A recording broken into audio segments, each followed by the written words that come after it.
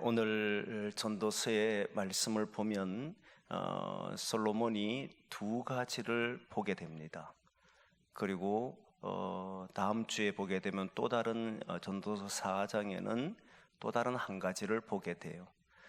지난주에는 공의와 재판 이런 데는 이제 정의가 있고 이런 것이 있어야 되는데 오히려 악이 있는 것을 보았다라고 하는 이야기를 했잖아요. 오늘은 무엇을 보느냐면 이게 일상에 일어나는 일들을 보게 되는 겁니다. 우리의 삶 속에서 일어난 일들을 이제 솔로몬이 보게 되고 그걸 봄으로써 어떤 것을 깨닫느냐 하는 것이 이제 나타나는 문제이죠. 그리고 그 깨달음 속에서 우리에게 던져주고 싶어하는 하나님의 말씀이 무엇인가, 이것을 이제 찾는 것이 핵심이 되겠잖아요. 먼저 보는 것은 학대하는 자, 모든 것에서 모든 학대하는 자들을 보았다. 이렇게 학대하는 것을 보았는데 거기에는 뭐가 있느냐면 학대하는 자들의 손에는 권세가 있고, 그리고 학대받는 자들에게는 위로자가 없는 것을 보았다. 이렇게 이야기를 해요. 당연히 학대하는 자들은 그만큼 힘이 있으니까 학대하는 거잖아. 여기에서 학대한다라고 하는 단어는 아시크라고 하는 히브리어인데, 아시크란 단어는 억압, 압박, 누르다 이런 의미를 가지고 있어요. 누르려고 하면 힘이 있어야 되고 압박을 가하려면 그만한 권세가 있어야 되잖아요. 그런데 여기에서 압박하는 자가 있는데 그리고 누르는 자가 있는데 위로받는 사람이 위로할 자가 없다는 건 참 이게 참 견딜 수 없는 거잖아요. 여러분 살아가면서 많은 부분에 있어서 압박을 받기도 하고 또는 억압을 당하기도 할 때가 있다면, 일상에 살아가다 보면 뭐 이런저런 일들로 우리 압박감을 느낄 때가 있지 않습니까? 그때 주변에 누군가가 위로할 자가 없다. 그러면 그 사람의 삶이 서글프잖아요. 견디기가 어렵지 않습니까? 전에 한번 예를 든 적이 있지만 한동안, 요즘은 그런 뉴스가 많이 나오지 않지만 왕따라고 하는 뉴스가 한동안 우리 사회를 뒤덮었던 적은 있었지 않습니까? 지금도 학교 안이나 또는 친구들 안에 보면은 왕따라고 하는 것도 있겠지만 한동안 우리 대한민국을 한번 휩쓸었던 왕따 사건이 있을 때 대구에서도 있었지 않습니까? 그때 저도 부목사를 할 때였는데 그때 왕따 당하는 학생들이 혹시나 제가 가르치고 있는 학생들 속에는 없을까? 제가 교육부를 담당했으니까 교육반에는 없을까? 이런 걱정을 하고 있는 차에 한 가정에서 연락이 와서 자신의 아들이 그런 일을 당했다라고 하는 이야기를 듣고는 이제 그 가정을 위해서 매주 모여서 예배를 드리는 일이 있었거든요. 그러면서 그 예배를 드리면서 그 친구한테 무엇 때문에 네가 왕따를 당했냐, 어쨌든 왕따에서 벗어나야 되는 거니까 무슨 일 때문에 왕따를 당했냐라고 물었더니 자기 친구들이 10명이 있었는데 어느 날부터 이상하게 한 명이 따돌림을 받더라 하는 거예요. 그래서 이건 아니다 싶어가지고 그 따돌림 받는 친구를 자신이 위로해 준 거예요. 도와준 거예요. 그러니까 나머지 그 9명이, 그 8명이, 자기를 뺀 8명이 그 친구를 왕따 시키는 걸 보고는 자신이 도와주니까 이 8명이 갑자기 자세가 바뀌면서 자기를 왕따 시키는 거예요. 근데 문제는 왕따를 처음에 당했던 그 친구가 그러면 자기를 도와줘야 되잖아요. 오히려 그 8명의 합세를 해서 자기를 이제 또 압박을 하는 거예요. 그러니까 견딜 수가 없는, 주변에 한 명이라도 자신을 도와줄 사람이 있었다면 견딜만 할 텐데 단 한 명도 자기를 도와주거나 위로하는 자가 없으니까 이건 암흑과 같은 삶을 살기 시작하는 거예요. 하루하루가 지옥과 같은 그런 시간을 보내고 있는 것을 듣고는 제가 물었지, 왜 그랬냐 그랬더니 이런 이야기 있어서, 그러면 네가 만약 앞으로도 이런 일이 벌어지면 도와줄 거냐라고 하니까 도와주겠다는 거예요. 그러면 똑같은 일이 벌어질 텐데 그 친구가 너를 위로하지는 않을 거야. 그래도 할 거냐 했더니 그게 옳다는 거예요. 그렇지. 너는 옳은 일을 했기 때문에 그런 어려움을 당하는 것 때문에 네가 굴복하거나 어둠에 있는 것을 어둠에 갈 필요는 없지 않느냐 했더니 이제 거기에서 벗어나는 일들이 벌어졌죠. 그건 뭐 벗어나는 문제가 아니고 사람이 누구나 자기 생각을 들어주고 누군가가 함께 줄 수 있는 사람이 없다면 이 힘든 사회에서 견디기가 어렵잖아요. 정말 견디기 어렵거든요. 하지만 우리는 이런 경우는 잘 없습니다. 그래도 부모님이 계시고 그래도 주변에 자기를 사랑하는 사람이 있으면 위로자는 어디든지 있게 마련이거든요. 있게 마련인데 오늘 본문의 모든 학대를 내가 자세히 살펴봤다는 건데 살펴보니까 거기는 학대하는 자가 있는데 위로자가 없다는 것을 이 솔로몬은 전도자는 발견한 거잖아요. 아니 정말 어떻게 위로자가 한 명도 없을 수 있지? 조금 전에 10명의 친구 가운데 위로자는 없을 수는 있어요. 그런데 그 주변에는 부모도 있고 형제도 있고 목회자도 있고 교회 식구들도 있고 그래도 위로자가 있는 거잖아요. 그런데 한 명도 없다는 게 이해가 안 되는 겁니다. 그런데 솔로몬이 정확히 봤어요.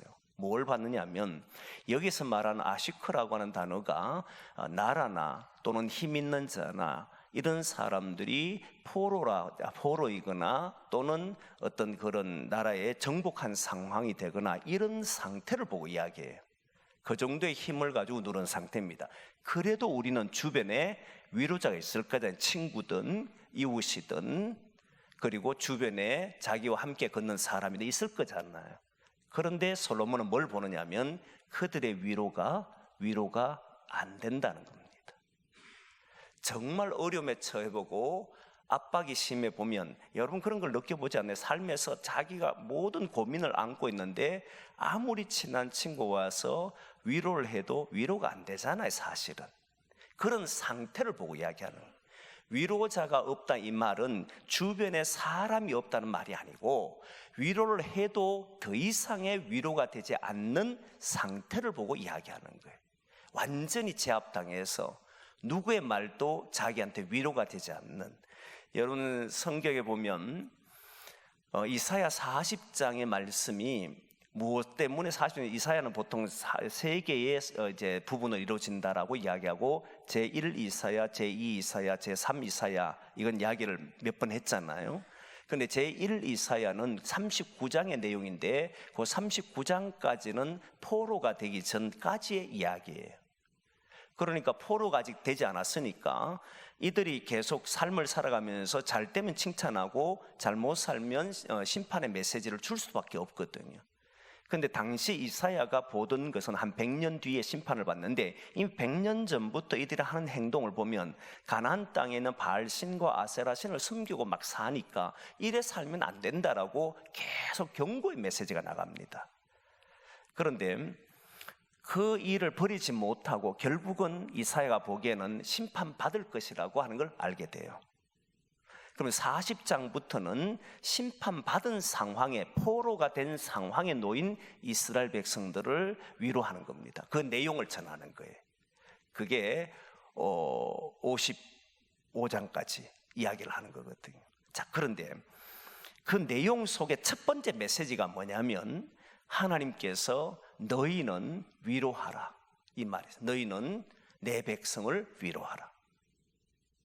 너희는 위로하라. 내 백성을 너희는 위로하라. 너희라고 하는 것은 서로 위로하는 거잖아요.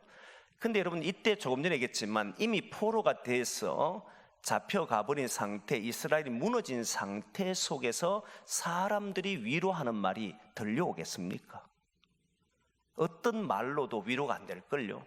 무너져 버렸는데 집 다 빼앗겨 버리고 가족들은 다 흩어져 버리고 그리고 자신은 포로가 돼서 끌려가서 거기에서 포로의 생활을 하는데 누가 와서 괜찮다, 이 고비만 넘기면 될 거야.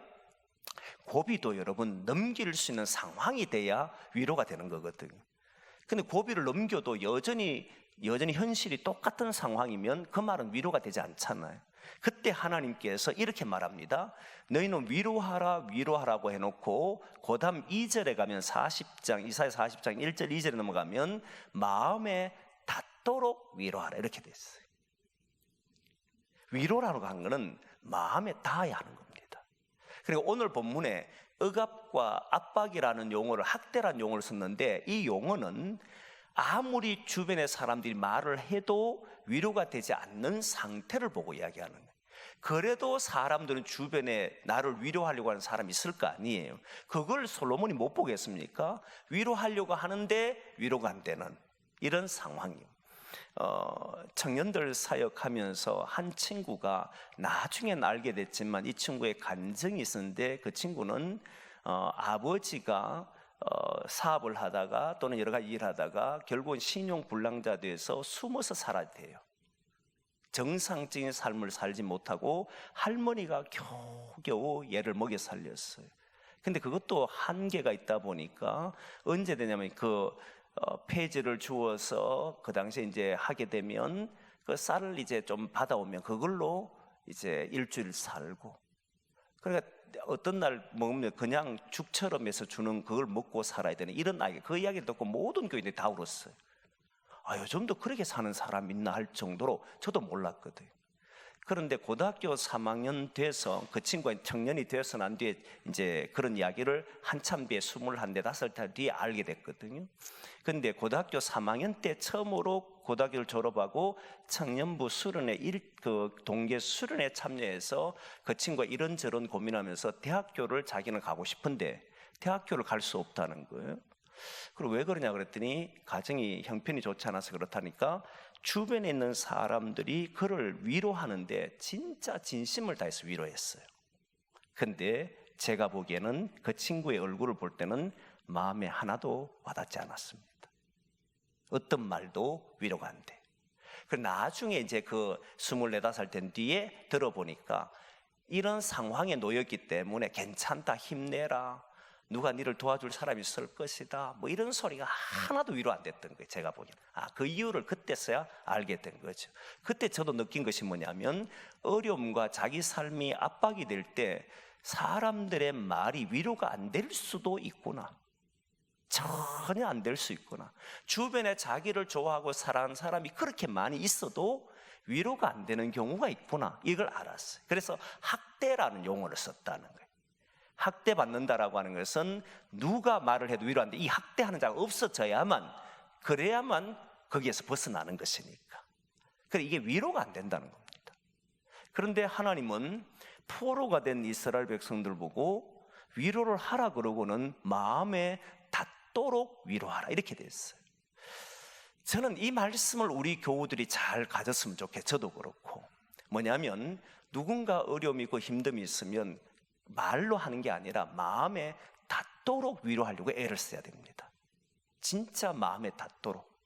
마음에 닿도록 위로하는 건 결코 쉬운 게 아닙니다. 그런데 포로가 된 이스라엘 백성들에게 마음이 닿도록 위로하는 것은 그건 뭘까? 성경은 말하고 있느냐? 말하고 있습니다. 이사야 40장 2절 3절 같은 데 보면 하나님께서 심판의 날이 가까웠고 반드시 구원하신다는 약속의 메시지를 줘요. 하나님의 말씀으로 위로하는 거예요. 이 민족은 지금 너희들은 하나님의 택한 민족이고 지금 우리들의 잘못이고 그래서 포로가 됐지만, 그런데 하나님은 반드시 끝내는 날이 있을 것이다. 이 하나님의 약속을 그들에게 주는 거예요. 그러니까 변치 않는 하나님의 약속을 받는 순간에야 비로소 위로가 되는 거거든요. 인간의 말은 위로하더라도 열매를 줄 수가 없습니다. 그렇지 않습니까? 내가 정말 어려운 가운데인데 위로하는 말로 해서 위로받을 수는 있어요. 그러나 열매를 주는 것은 인간이 할 수 있는 게 아닙니다. 결국 그 사람이 그 길로 가야 되든지 해야 되잖아요. 그런데 거기에 벗어나려고 발부딩을 쳐도 안 되는 경우가 있습니다. 그러면 그 말도 위력도 없고 열매도 없기 때문에 둘 다가 위력이 없어져 버려요. 그런데 놀라운 것은 이스라엘 사람들은 믿었다는 거예요. 뭘 믿었냐면 하나님의 약속을 믿었다. 400년 동안 너희들이 애굽에 있겠지만 반드시 건져서 가나안 땅에 이끌어오겠다. 이런 약속의 메시지가 그들에게 있었기 때문에 그들은 애굽에 있을 동안에도 포기하지 아니하고 하나님 이 고통에서 벗어나게 해달라고 기도했던 사람들이 바로 이스라엘 사람들이잖아요. 무너졌는데 하나님의 약속이 있어요. 그럼 오늘 보면 나는 무너진 속에 있는데 하나님의 약속을 정확하게 높은 산도 낮아질 것이고 낮아진 산도 골짜기도 메워질 것이라 계속 그런 이야기가 나오거든요. 그날이 반드시 있을 것이다라고 평지가 될 것이라는 이야기를 하게 되자 이들은 마음에 닿도록 위로가 되는 거예요. 결국은 위로는 진리, 다시 말하면 반드시 이루어지는 것으로 해야만 위로가 된다는 거예요. 그리고 그가 동의하고 그가 옳다라고 생각할 때만 위로가 되잖아요. 그게 이스라엘 백성들의 뭐가 있었냐면 하나님의 약속의 말씀이 있었다는 거예요. 결국 우리 성도님들도 진실로 위로자가 되고 싶으면 내가 그 사람을 이렇게 말하고 저렇게 말함으로써 위로하는 게 아니라는 겁니다. 주님의 말씀이 그에게 살아있을 수 있도록 권면하는 것이고 그것이야말로 진짜 위로가 된다는 겁니다. 그런 교회가 저는 우리 교회가 되기를 원합니다. 사람들은 억압을 받을 때도 있고 학대를 받는다는 건 눌릴 때가 있다 이 말입니다. 각자 삶을 살아보면 오늘은 기쁘지만 이해할 수 없는 일들 때문에 참 무너질 때가 있는데 그냥 쉽게 그런 것이 아니라 기도해주고 하나님 말씀을 가지고 진실로 하나님 말씀을 온전하게 드러낼 때 그때 거기에서 벗어나게 되는 줄 믿습니다. 그래서 우리는 진정한 위로자, 마음에 닿도록 위로할 수 있는 그런 교회가 되기를 소망합니다. 위로자가 없는 것이 고통이에요. 사실은 위로자가 없다는 것은 하나님의 말씀도 전해줄, 참된 진리를 전해줄 사람도 없다 이 말이잖아요. 한국교회가 두려운 것 중에 하나가 말씀 속에 진리가 없다는 것이 두려운 거잖아요. 그러니까 성도들이 교회에 오면 공허한 채 다시 돌아가는 경우가 많습니다. 여전히 말씀을 깊이 알지 못해서 고민하는 사람들이 있는 것이 저는 교회가 옳다고 생각하고 화려한 미사고가 있는 교회가 옳다고 생각하지는 않아요. 진리를 깨달으려고 하는 자, 진리를 알고자 하는 자, 하나님 말씀이 도대체 무엇인지를 찾고자 하는 교회가 저는 오늘 이 시대에 진정한 위로자의 교회가 될 줄로 믿습니다. 그런 교회로 함께 만들어 가자는 거예요. 두 번째, 오늘 솔로몬이 본 것 중에 두 번째를 봤는데 내가 보니까 뭐가 있느냐라고 하면 한번 읽어보겠습니다. 4절 말씀 보겠습니다. 4절 말씀 같이 봅니다. 시작.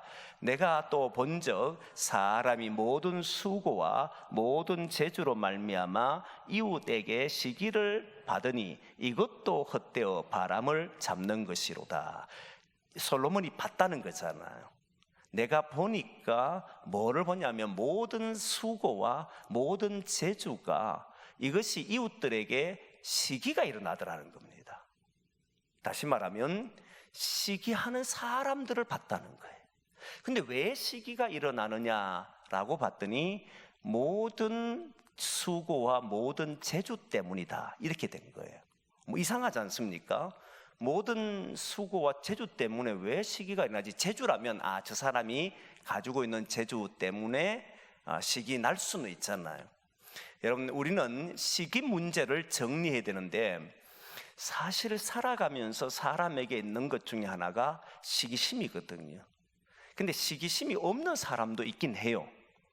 그냥 저 사람은 저 사람이고 나는 나고 이렇게 해서 아예 시기심 없이 사는 사람도 있는데 대부분은 시기심을 극복하지 못하는 경우가 많습니다. 근데 시기심이 어떻게 일어나느냐 보면 언제 일어나느냐 오늘 솔로몬이 보니까 자신이 봤는데 솔로몬이 본 거니까요. 솔로몬이 보니까 사람이 시기심이 일어나는데 그때 보니까 모든 수고와 모든 재주로 말미암아 이렇게 나온단 말이에요. 이때 수고는 일을 하는데 같은 일을 하는데 누군가가 특별히 열심히 하는 거예요. 열심히 하는데 성과를 내는 거예요. 같이 모여 있는데 저 사람이 하면 성과가 나. 근데 그냥 성과가 나온다 할 때 여러분 성과라고 하는 열매가 나온다는 것은 단순히 나는 게 아니지 않습니까? 그 사람이 수고해야만 나는 거예요. 여러분 야곱이 아버지의 품을 떠나서 라반 집에 갔습니다. 라반 집에 갔을 때에 라반이 이 야곱을 보면서 붙들려 가잖아요. 7년 또 7년 이런 식으로 해서 붙듭니다. 근데 붙들게 되는 이유가 뭐냐면, 만일 야곱이 재주가 없거나 실력이 없으면 붙들었겠습니까? 빨리 보내고 싶어서 그랬지 않았겠어요? 근데 야곱이 온 날부터 이 집이 잘 되는 거예요. 야곱이 온 날부터 잘 된다라고 하는 것은 야곱이 그냥 진짜 뭐 탁월한 능력이 있어가지고 잘 된 경우도 있지만 누구보다도 열심히 일했다는 거예요. 붙어 사는 사람이 열심히 일하는 경우는 잘 없습니다. 더 놀라운 것은 요셉인데요. 요셉이 형들에게 팔려서 보디발 집에서 종으로 살아가지 않습니까? 종으로 살아가는데 그때 보면 요셉이 그 집에 들어감부터 사물을 맡기는데 얘가 하는 일마다 다 잘 돼요. 그때 17살 때 팔렸으니까 요셉이 하는 일마다 다 잘 돼요. 그러니까 보디발이 모든 사물을 이 사람에 맡기지 않습니까? 이렇게 믿고 맡기는 이유는 그를 믿을만 하기 때문에 맡기는 것인데, 그러면 이 사람이 돌아와서 그냥 가만히 있는데 다른 종처럼 행동하는데 그렇게 됐을 리는 없잖아요. 요셉이 어떻게 했다는 이야기는 없어요. 야곱도 그 집에서 뭘 어떻게 했다는 이야기가 없어요. 그런데 요셉과 야곱이 뭔가를 하니까 일어난 것이지 아무것도 안 하고 일어날 수는 없잖아요. 근데 야곱이 열심히 했을 때 누가 시기하는지 아십니까? 라반의 아들들이 시기하는 거예요. 안 그렇겠습니까? 시기하는 사람들이 누구냐면 오늘 본문에 보니까 이웃이라고 나옵니다. 이웃이 시기를 해요. 그런데 그 이웃은 우리가 흔히 생각하는 이웃을 그냥 우리 주변에 사는 이웃들을 말하는 것처럼 보는 게 아니고 가까이 있는 자를 보고 이웃이라 그래. 가까이 있는 자는 동료일 수도 있고 친구일 수도 있고 같은 회사를 다니는 사람일 수도 있고 근처에 사는 사람일 수도 있고 한 교회의 식구들일 수도 있다는 겁니다. 이 사람들의 시기가 일어나는 것은 멀리 있는 사람 시기가 안 일어납니다. 나하고 관련도 없는데 무슨 시기를 내겠습니까? 같은 회사의 직장 동료니까 시기가 생기는 것이고, 사업을 하는 사람들이 비슷비슷한 사업을 나하고 전혀 다른 사업을 하는 사람 시기도 안 생겨요. 비슷한 종류의 사업을 하는 사람들이 잘 되면 시기하는 거거든요. 전부 보면 가까운 사람들이 시기하는 겁니다. 근데 왜 시기하느냐 보니까 오늘 본문에 모든 수고자, 이 수고는 열심히 한다는 거예요. 좀 놀면 좋겠는데 저놈이 열심히 하니까 뭐가 자꾸 일을 만들어내요. 그걸 잘해. 또 못하면 그래도 괜찮잖아요. 못하면 시기심도 안 생기지. 그런데 또 잘해. 일을 또 성과를 만드네. 열매가 막 일어나는 인간 때문에. 그러면 좋아해 줘야 되잖아요. 실제로 여러분 좋아 안 해줍니까? 좋아해 주셔야 돼요. 그리고 우리 교회에 누가 잘 되면 박수 쳐줄 수 있어야 돼. 박수도 못 쳐주고 잘못되고 이러면 둘 다 손해죠. 자기 혼자만 손해보는 거니까. 그런데 가까이 있는 사람이 박수는 못 쳐주고 시기심이 일어났다는 거예요. 이 열심 때문에. 근데 그 다음에 그 재주라는 단어가 나오는데 오늘 우리 성경에서는 재주라고 하는 표현을 썼지만 이 재주가 나쁜 의도로 쓰일 때도 있습니다. 교묘한 일을 할 때 그런 재주가 있는 사람이 또 교묘하게 일을 하는 사람이 있거든요. 교묘한, 요게 개역 한글 성경이라고 옛날 성경에 보면 모든 수고와 교묘한 일로 말미암아 시기심, 이웃에게 시기심이 생겼다 이렇게 표현 나와요. 시기가 일어났다. 교묘한 일로 쓸 때는 부정적인 의미잖아요. 제주의 표현 썼던 이 내용은 퀴시론이라고 하는 히브리어인데 이 퀴시론은 부정적인 의미도 있고 그리고 긍정적인 의미도 있어요. 부정적인 의미를 쓸 때는 교묘한 일, 간사한 일. 그 사람이 머리를 써서 재주를 써서 나쁜 일에 쓸 때는 이렇게 되는 거예요. 그런데 우리가 시기와 이게 재주와 함께 퀴시론과 함께 단어가 써버리면 시기할 때 저 사람이 나쁜 일을 하는데 시기한 사람 잘 없지 않습니까? 나쁜 일을 하면 욕해야 되잖아요. 이 시기는 안 생깁니다. 시기심과 함께 결부됐던 것을 봤을 때는 이것은 교묘한 일이나 간사한 일을 말하는 것이 아니고 좋은 일을 말하는 거예요. 그러니까 진짜 재주, 능력 이런 것을 표현할 때 좋은 의미로 쓰는 거예요. 시기심이 있었다는 건 저 사람에게 뭔가 특별한 능력이 있더라는 거예요. 그 사람이 뭔가 재주가 있더라는 거예요. 그걸 보니까 시기심이 생겼다는 거예요. 그러니까 같이 있는 사람들 보면 나보다 뛰어나거나 또는 나보다 뭔가 열심히 하면 가까이 있는 사람이 보고는 시기심이 생기고 그것 때문에 문제가 생긴다 이 말이잖아요. 자, 그런데 솔로몬이 이런 걸 보면서 그래 가까이 가만히 보니까 가까이 있는 사람이 시기하더라 이걸 깨달았다는 거지 않습니까? 그리고 또 하나를 가만히 보니까 왜 시기하냐 보니까 저 사람이 나보다 뛰어나니까 시기심이 생기더라 이걸 알았다는 거예요. 근데 솔로몬이 무섭게 생각하는 게 있습니다. 뭐냐면 이 시기심은 오히려 모든 재주와 모든 수고가 왜 시기심을 불러일으키느냐라고 생각했을 때 이 시기심을 갖게 함으로써 무슨 일이 벌어지냐 봤을 때 솔로몬이 생각한 것은 분열이 되더라는 거예요. 수고를 안 했더라면, 재주가 없었더라면, 차라리 그런 게 없었다면 두 사람 사이는 벌어집니까 안 벌어집니까? 안 벌어지더라. 두 사람 사이를 갈라놓게 하는 것이 뭐라는 겁니까? 수고와 그리고 재주라는 거예요. 이것 때문에 두 사람이 갈라서더라는 거예요. 성경은 능력이나 재주를 원하지 않습니다. 두 사람이 분열되는 걸 더 심각하게 생각해요. 종교개혁가들도 또 그 당시에 핍박을 하는 2세기 3세기 넘으면서 이런 사람들이 그 핍박이 있을 때 배교하는 사람들이 있었거든요. 배교하는 사람들이 있을 때 종교개혁가들이 그런 이야기를 쭉 하는 사람들이 많은데 배교한 사람보다요, 배교한 사람이 진짜 나쁜 사람이잖아요. 그런데 분열하는 인간을 더 나쁘게 봤습니다. 신앙에서 떠난 사람이 진짜 나쁜데 그 사람보다도 교회를 쪼개거나 분열시키는 사람을 훨씬 더 나쁘게 봤습니다. 더 악한 죄로 봤어요. 그 정도로 분열을 성경은 싫어합니다.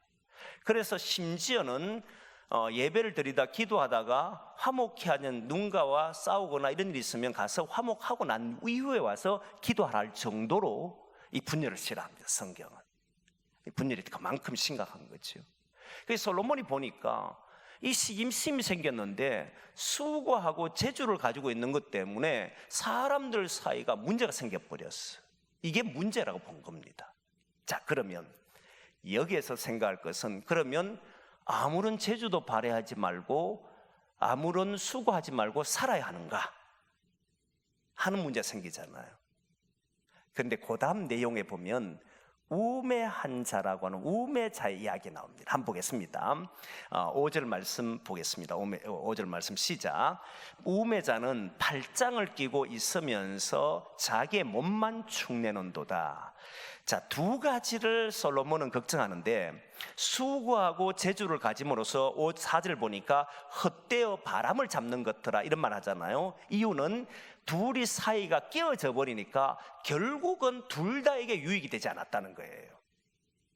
분명히 우리 교회가 잘 되도록 우리는 노력한다면, 예를 들면 교회가 잘 되도록 했는데 누군가가 정말 열심히 했고 정말 재주가 있어서 잘 했어요. 그러니까 교회가 유익되도록 했는데 오히려 보니까 그게 시기심이 막 발동이 되어가지고 사람들의 마음이 막 거기에서 깨어져 버렸어요. 그렇게 되면 교회를 유익하기로 했던 이 모든 것도 유익하게 됩니까? 무익하게 됩니까? 무익하게 돼버린다. 결국은 도움이 안 되더라는 거예요. 그렇잖아요. 회사에서 일을 하면서 회사를 위해서 열심히 일해가지고 회사를 위해서 그렇게 되면 우리 모두가 잘 될 줄 알고 했는데 결국 보니까 시기심이 생겨 둘 다 문제가 생겨보면 아무 것에도 도움이 안 되더라 이렇게 생각한 거예요. 동시에 어떤 일이 생기냐면 우매자들이 일어나더라는 거예요. 이 우매자, 그 사람이 뭐냐면 자꾸 어리석어 가더라는 겁니다. 그러면 솔로몬은 뭘 이야기하고 싶은 거냐면, 그런 우매자는 우매자로 살아, 그럼 아무 일도 하지 말고 그렇게 지내야지 라고 말한 게 아니에요. 우매자는 발장을 끼고 앉아서 그냥 그렇게 시기하는 것만 하지 않습니까? 그리고 난 뒤에 보십시오. 그 6절 말씀을 한번 보겠습니다. 6절 말씀 같이 봅니다. 시작. 두 손에 가득하고 수고하며 바람을 잡는 것보다 한 손에만 가득하고 평온함이 더 나으리라. 자, 여기에 보면 발전하라는 겁니까? 하지 말라는 겁니까? 두 손에 가득하는 것보다 한 손에 가득하다는 것은 열매가 있다는 겁니까? 없다는 겁니까? 있다는 거잖아요. 해야 된다는 거예요. 그러면 우매자가 계속 발작만 끼고 앉아 자기 몸에 축만 내고 시기하여서 문제를 일으키는데 어떻게 해야 되느냐라고 했을 때 그 우매자가 여기에서 극복되어야 한다는 거예요. 우매자가 극복할 수 있는 길이 뭐냐 했을 때 저는 이렇게 봅니다. 우매자는 어리석은 자, 미련한 자를 말합니다. 미련한 자는 아무것도 안 하고 발장 끼고 잘하나 보자 그러다가 잘 때면 시기에 뿌리고, 그리고는 시기하니까 열매가 하나도 없으니까 자기 몸을 축내잖아요. 근데 저는 이 사람에게 시기심이 긍정으로 바뀌어야 된다고 생각합니다. 시기도 긍정적인 면이 있습니다. 무슨 말이냐면 이런 말을 들어보셨습니까? 성부건성이 없으면 성취를 못합니다. 성부건성이 필요할까요? 필요하지 않을까요? 물으면 다 필요하다 생각할 겁니다. 성부건성이 지나치면 자신은 하지 않으면서 타인의 것을 부러워하게 되고 시기심으로 넘어갑니다. 경쟁을 해야 하는데 경쟁이라고 하는 건 매우 좋은 겁니다. 그러나 경쟁이 시기로 발전되는 순간에는 그 경쟁은 모두를 망하게 합니다. 그래서 경쟁이 넘어서면 안 된다는 거예요. 그래서 두 손에 가득하는 것보다 한 손에 가득하라는 말은 반드시 그 사람이 뭔가를 하려고 하는 것은 해야 한다는 거잖아요. 그래서 시기심이 경쟁의 모습을 가진다는 건 좋다는 겁니다. 그것은 발전을 이루니까. 근데 그 경쟁은 제가 인재 양성학교 하면서 부모들하고 많은 대화 주제가 있습니다. 그 주제 중에 하나가 경쟁이라고 하는 주제입니다. 자녀들이 경쟁 사회에 놓여 있습니다. 민주주의 사회의 가장 중요한 내용 중에 하나가 경쟁이거든요. 경쟁해야만 발전이 된다는 겁니다. 그래서 항상 경쟁을 붙이게 돼 있어요. 근데 경쟁을 잘못해서 시기로 넘어가 버리면 그 사회는 망하게 돼 있습니다. 경쟁을 잘해야 되는데 경쟁 이야기할 때 반드시 쓰는 내용이 뭐냐면 누구와 경쟁하느냐, 이 문제를 저는 이야기를 해요. 누구와 경쟁하는 겁니까? 대부분 경쟁은 상대방이 있어야 합니다. 그 상대방은 나와 함께 있는 사람들이 경쟁하는 것입니다. 그런데 그렇게 경쟁해 본들 무슨 의미가 있겠느냐? 예를 들겠습니다. 우리 교회를 예를 들면, 우리 교회는 우리 주변의 교회들이 참 많습니다. 우리 교회 주변의 교회와 경쟁합니까 우리가? 다른 교회가 우리 교회보다 잘 되는 것이 부럽습니까 여러분? 어리석다는 그런 사람이 우매자라는 거예요. 그건 잘못된 경쟁이고 시기에서 나온다는 거예요. 저 교회가 잘 되면 저 교회를 바라보고 시기심이 생기니까 우리도 뭐 하자? 그건 전부 시기에서 나오는 거예요. 시기의 경쟁이라 이렇게 봅니다. 그런데 그렇게 경쟁해 본들 한국 교회가 멸망하지 않겠습니까? 서로 이 문제가 자꾸 되면. 근데 성경에서 보는 경쟁은 그런 의미가 아니에요. 결국 누구와 경쟁하느냐면 자기와 경쟁하는. 우리 교회는 우리 교회와 경쟁하는 거예요. 우리 교회에 경쟁한다는 말이 무슨 말이냐면 우리 교회가 진짜 주님이 가시는 그 길로 걸어가는가, 정말 교회다운 교회가 되는가, 세상과 닮지 않는 교회로 오늘 서는가, 주님이 원하는 교회로서 우리는 살아가는가, 이것과의 경쟁이지 다른 것과의 경쟁이 돼서는 안 된다는 겁니다. 제가 우리 자녀들을 가르칠 때 그런 이야기를 한 적이 있습니다. 미안합니다. 우리 자녀들 이야기해서. 우리 교회 애들도 그렇게 이야기합니다. 보십시오. 대구에서 특히 입석중학교에서 공부를 잘하면 수성에 가서 얼마 정도 할 것 같습니까? 여러분 생각해 보면 뒤에 갑니다. 거의 꼴찌 가까이 갑니다. 자기들의 입으로 이야기해요. 우리 교회 아이들도 똑같이 이야기했습니다. 우리 자녀만 하는 게 아니고. 왜 그럴까? 여기에서 1등 하는 사람이 왜 수성에 가면 그렇게 못하느냐? 이유가 이상하지 않느냐? 과목을 잘못 배우느냐? 선생님의 실력이 부족하냐? 뭐가 부족하기 때문에 그러냐라고 이야기합니다. 그때 나타난 이유가 애들이 이야기해요. 자기들끼리 경쟁하는 거예요. 여기에서 경쟁하니까 1등 해본들 다 여기 있는 애들끼리 1등이잖아요. 더 큰 세계가 있는데, 더 넓은 세계가 있는데, 그럼 대구에서 1등 해본들 뭐 하겠어요? 이 대한민국에 수많은 사람이 존재하는데 대한민국에 1등 해보면 뭐 하겠습니까? 전 세계가 있는데. 그럼 전 세계와 경쟁하느냐? 아니더라는 거예요. 결국 누가 경쟁한다는 거예요? 자기 자신과. 게으름을 피우고 싶을 때 그걸 이기려고 싸워야 되고, 놀고 싶을 때 놀고 싶은 것과 경쟁을 해야 되고, 뭐 게임하고 싶을 때 게임을 절제하려고 싸워야 되고, 끊임없이 자기와의 싸움에서 이겨내야만 자신은 세계를 바라볼 수 있는 사람이 되는 거잖아요.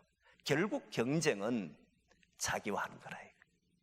이웃과 하는 게 아닙니다. 자신과의 경쟁을 할 때 발전이 이루어진 건 확실합니다. 그래서 우리는 신앙하는 사람들이 경쟁을 제발 옆 사람과 안 했으면 좋겠어요. 옆 사람이 재능이 뛰어나면 축하해 주십시오. 여러분 손뼉 쳐주셔야 돼. 옆 사람이 나보다 더 잘하면 감사해야 되는 거잖아요. 잘하도록 해줘야지요. 그런데 이 경쟁이요, 신앙인은, 제가 오늘 드디어 깨달은 것 중에 하나가 이겁니다. 신앙인은 경쟁이 아니라고 하는 데서도 열매를 맺을 수 있을까? 이 고민을 했던 거예요. 경쟁을 해야만 발전한다고 이렇게 생각해 왔는데, 경쟁이 없이도 과연 성장하거나 발전하거나 열매를 맺을 수 있을까라고 했을 때 단 한마디로 이야기하면 은혜입니다. 이게 무슨 말이냐면, 여러분, 하나님께서 나를 부르셨다. 하나님이 나를 구원하셨다. 그리고 하나님은 나라고 하는 존재를 통해서 뭔가를 펼치시기를 원한다. 그러면 옆 사람이 보이냐면 안 보여요. 다른 교회 안 보여요. 나를 통해서 역사하실 게 무엇인가? 나를 통해서 이루실 게 뭘까? 나는 하나님의 은혜 속에 있는데 내가 이 받은 은혜를 가지고 어떻게 살 것인가? 이것밖에 없어요. 그러면 나보다 뛰어난 사람이 옆에 있으면 하나님은 저 사람을 통해서 역사하신다는 걸 믿게 되잖아요. 그러면 하나님은 나를 통해서도, 그분은 능력이 있으시고 그분은 모든 것을 가지고 계신 분이니까 그를 통해도 역사하시는 분이 나를 통해서도 역사하실 거라고 하는 것을 믿잖아요. 이게 은혜지 않습니까? 그걸 깨닫는 것이. 은혜를 아는 자는 경쟁하지 않더라는 거예요. 경쟁하면 발전하는 것이 사회 원리고, 그거는 사회에서 가르치는 것이고, 신앙에서 가르치는 것은 무엇이 되어야 되냐면, 하나님의 은혜를 아는 자는 경쟁을 하지 않더라는 거예요. 오히려 내게 주신 달란트를 잘 활용하려고 할 뿐이라는 거예요. 우리 교회에 필요한 일을 우리가 하면 하나님은 거기에 물 붓듯이 부으실 것이고, 내가 하나님의 은혜를 알고 내가 거기에 응답하면 하나님은 그 사람 위에 더 많은 능력을 부어주실 것이고, 여러분들의 가정이 하나님의 뜻에 맞도록 살면 다른 가정과 비교할 것도 없이 하나님은 거기에 필요한 것을, 물질을 주시든 건강을 주시든 주실 것이고, 그렇잖아요. 경쟁할 이유가 없다는 사실을 알았듯. 솔로몬이 그렇게 알았는지는 잘 모르겠지만, 근데 내용을 보면 솔로몬은 우매한 자라는 것이 결국 무엇일까 했을 때 하나님 앞에서 살지 않는 사람들을 말하는 것이 아닐까, 이 생각이 든 거예요. 사랑하는 성도 여러분, 저와 여러분들이 살아가면서 이 우매자가 되지 않기를 원합니다. 남과 싸워서 이기려고 막 혈안되거나, 저 사람 나보다 못하면 멸시하고 학대하거나, 아니면은 싸워서 이겨내서 내가 잘됐다고 자랑하려고 하는 것이거나, 이런 것이 아니라 오직 나는 은혜로 살아간다. 주님의 은혜 때문에 나는 오늘 행한다. 그러면 주님 내게 주신 달란트가 뭘까요? 내가 잘하는 게 뭘까요? 하나님 내게 주신 것으로 나는 오직 주님의 뜻을 펼치려고 한다면 저는 그게 여러분들의 기쁨이 되고 감사가 되고 시기심이 아니라 오히려 하나님의 축복이라는 사실을 알게 되는 줄 믿습니다. 그렇게 살아가기를 소망합니다.